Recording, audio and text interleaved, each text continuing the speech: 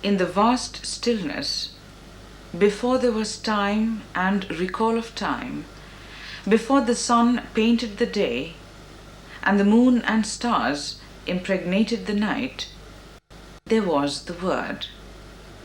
The Word became energy, energy became being, and being became human. The cry, the sound, the energy, the sound. Time walked the earth, bringing in its wake man. The Lingams or Megams are one of the sub-tribes in Meghalaya, a state in the northeast of India. They inhabit the area to the west of the Khasi Hills and east of Garo Hills. The area is a stretch of hostile terrain, full of lofty ranges and deep ravines. Being of Khasi Garo ancestry, the Lingam feature is pronouncedly Khasi, whereas some aspects of the customs are akin to those practiced by the Garos. This has been responsible for the emergence of a distinct culture and significantly among those constituting the Reed de Passage, Phor Sorat, or cremation ceremony is the most unique and spectacular. Traditions have it that ages ago a group of people in search of a settlement sighted a huge and tall tree from a great distance. They were drawn to it as if by a charm, and they made their way to the site where the giant tree stood. It was exactly here that they chose to make the settlement.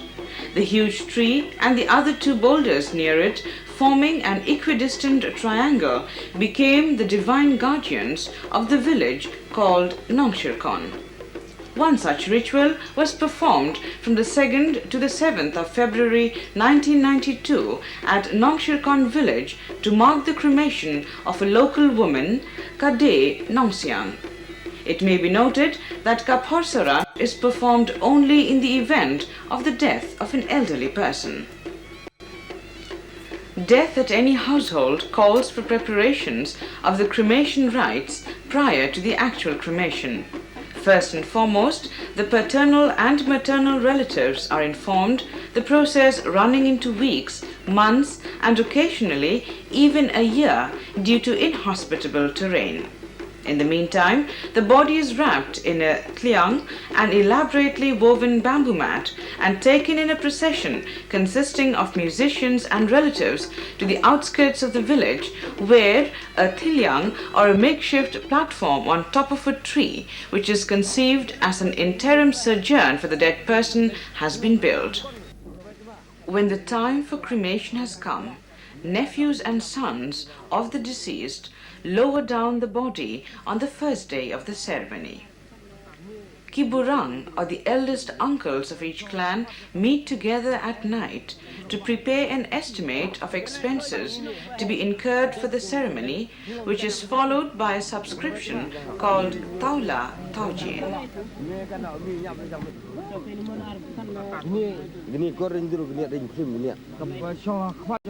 A ritual is then performed by the priest, who uses the gourd, bamboo baskets, lemmet, or oak leaves.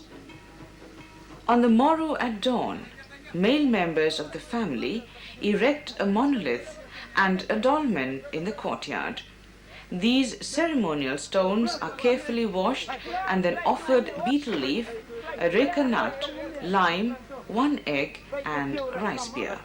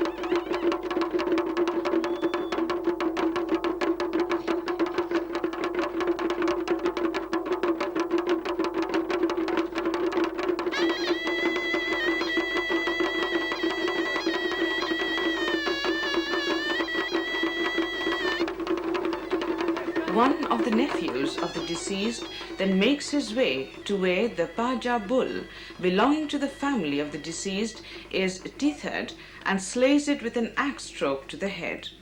The killing of the Paja bull is significant because it marks the commencement of the communal butchering of all the bulls brought for the occasion. Her avuncular relatives then collect blood from each of the slaughtered bulls and smear it on the maunop or monolith erected that day.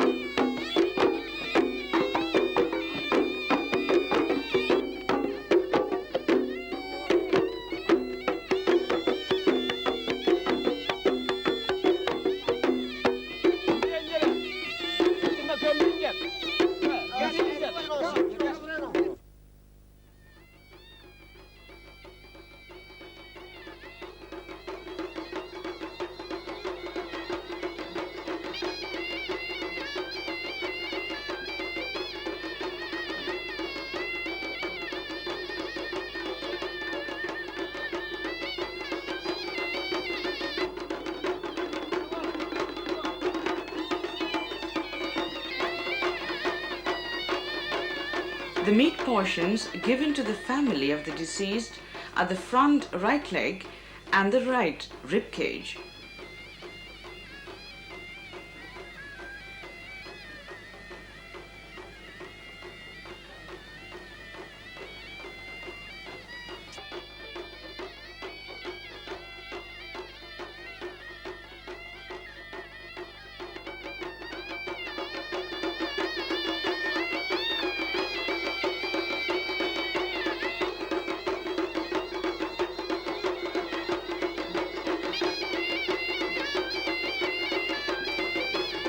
The jaws and horns of the bulls are hung on a bamboo pole, which is implanted behind the monolith, facing westward towards the abode of the dead, called Kusirning or Krang Ride. The white cloth adorning the pole symbolizes purity. Two other appendages, matted bamboo in the shape of a fish and baskets, symbolize food for the deceased and occupational accoutrement, respectively. The remaining bulls brought by the paternal relatives are presented to the bereaved family. They sport vines called Rijanop around their necks to distinguish them from the bulls meant for slaughter.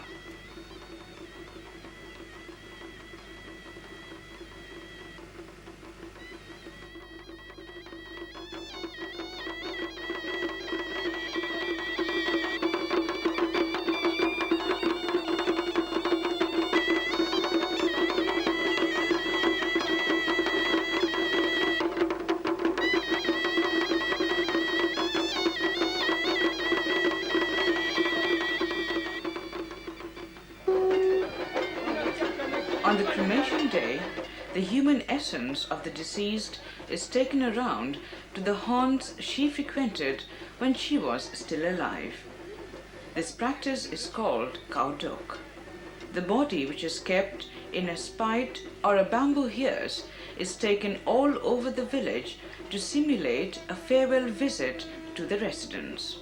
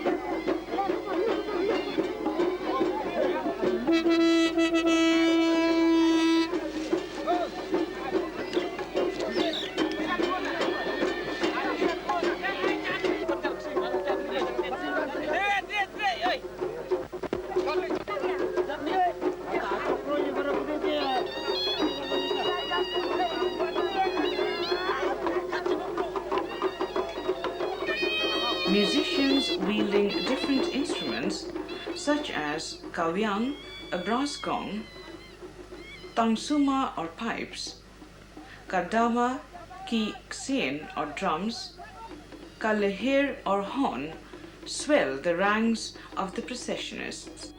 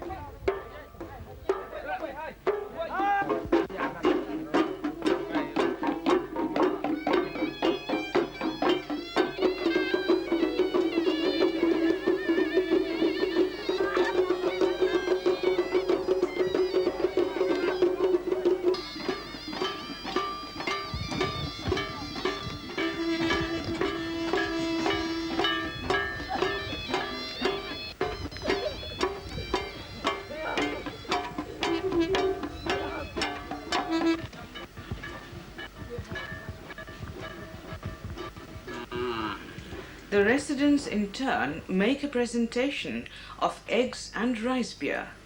This practice is called kai kong. At every house of call, the body is placed on sticks which are arranged on the ground in odd number formations.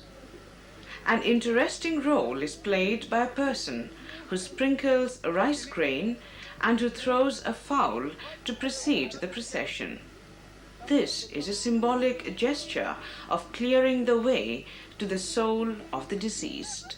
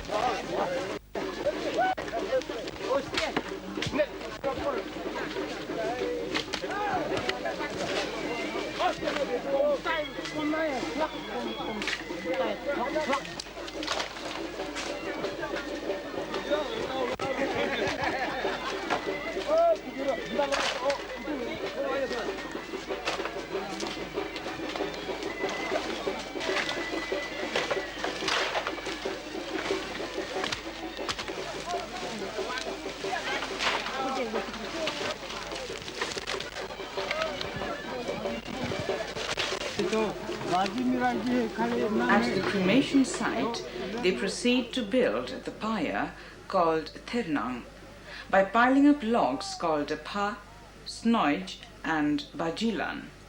The dapha are implanted while the snoij and the bajilan are crossed, intersecting one another. After the pyre has been constructed, the deceased is taken around it 3 times with much clamoring of music. This is called Rod Thirnang. The observance of the ceremonies of the dead is the cornerstone upon which all religious practices rest, whether of Oriental or Occidental backgrounds. Likewise, the lingams have an elaborate ritual system to ensure the salubrious passing of the soul of the deceased to the next world.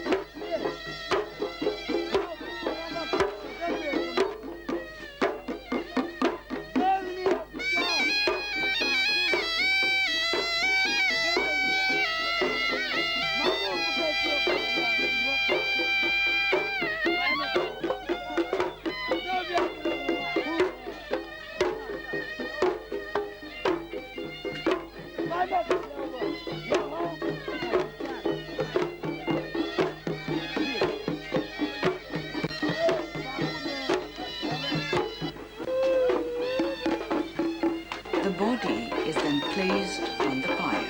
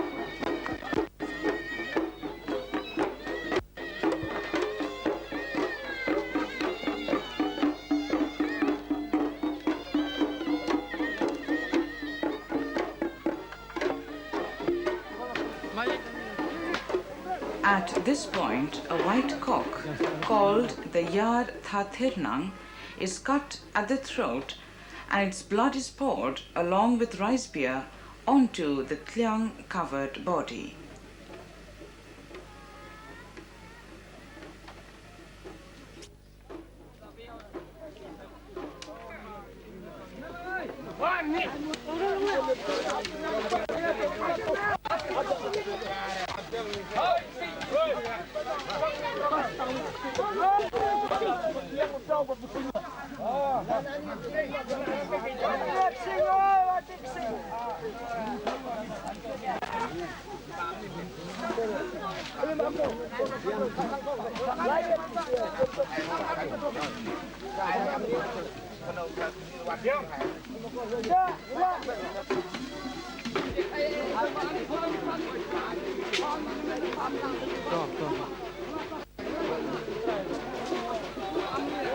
Finally, the fire is lit, and when the flames are blazing, the procession of musicians and mourners circle the pyre 3 times and perform dances till the flames burn to cinders and die out.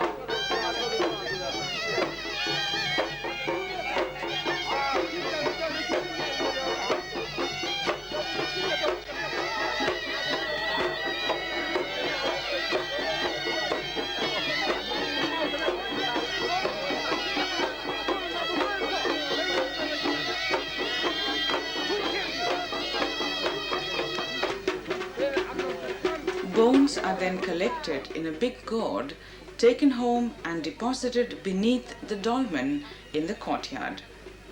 At the cremation site, a small hut is built signifying spirit lodge made of inversely implanted bamboo poles and straw.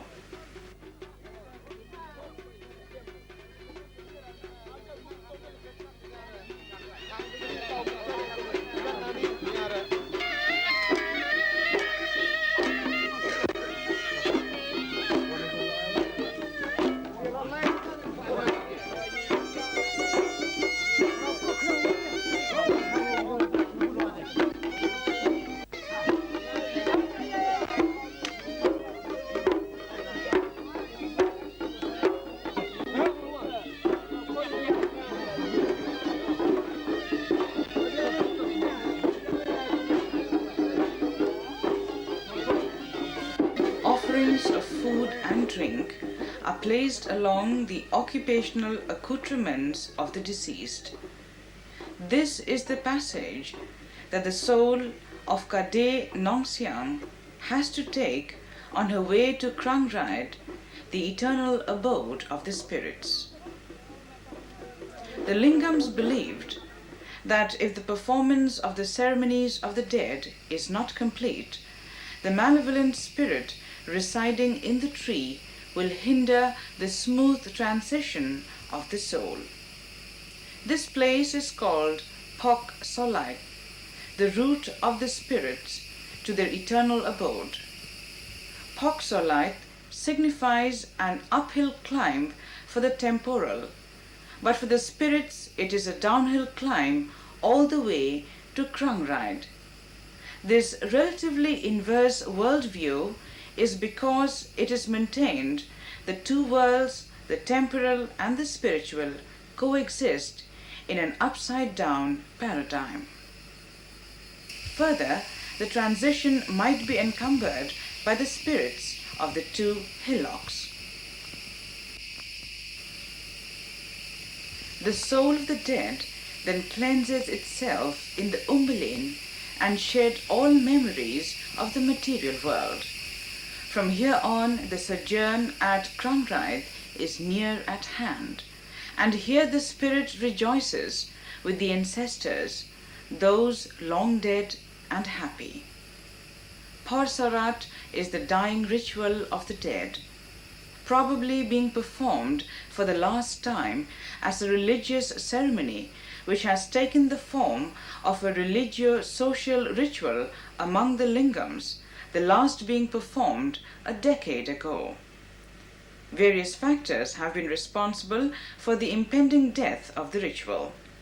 The British government in the early 20th century had banned the keeping of corpses for a prolonged period of time, which was later reinforced by Sip Singh Siem, the chieftain of Hima Nongstoin. These bans, together with the huge expenditure involved and the advent of Christianity, combined to make the observance of Phor Sorat less and less frequent.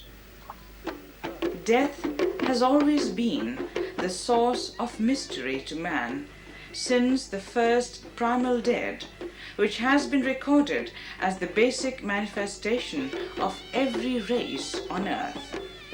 Fire, water, water, fire, the unending spiral formation of the life-death ceremony, of creation and destruction of the reality.